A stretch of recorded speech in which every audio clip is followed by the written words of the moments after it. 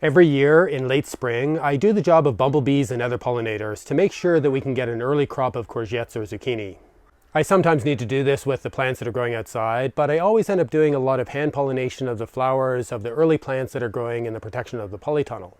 This year we have 11 courgette plants growing in grow bags in one of the polytunnels, which have been producing fruit for the last few weeks, but only if I help to transfer the pollen from the male flowers on these plants to the female flowers. This is a job that is normally done by the abundant population of bumblebees in the area, but it's hard to attract them into the plastic covered space, and those that do get in often have trouble finding their way out again. So every morning I try to pick all of the large male flowers, which are easy to spot because they have the thin stem at the base of the flower. I peel off the petals and brush some of the pollen onto the exposed stigma of the female flowers, which have the immature fruit at the base of the flower. Both the male and female flowers are usually only open for one morning, so there's a fairly short window of opportunity for the pollen to be transferred from one flower to the other, either by myself or by some insect. If the female flower doesn't receive any pollen in that short period of time, the courgette doesn't develop properly and is aborted by the plant.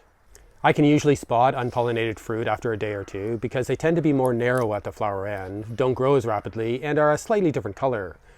I usually pick these off whenever I see them and add them to the compost pile, but they're probably edible up to a certain point before they start to decay.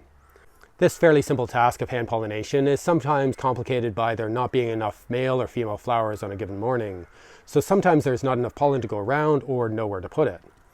This seems to be a quirk of the courgette plants, which go through phases of producing either only male flowers or female flowers on any one day.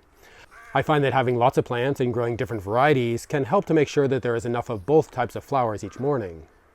This hand pollination is one of those tasks that I try to do every morning, and I really enjoy it as every time I paint pollen onto a beautiful female flower, I know that in a couple of days I'll be able to harvest a courgette.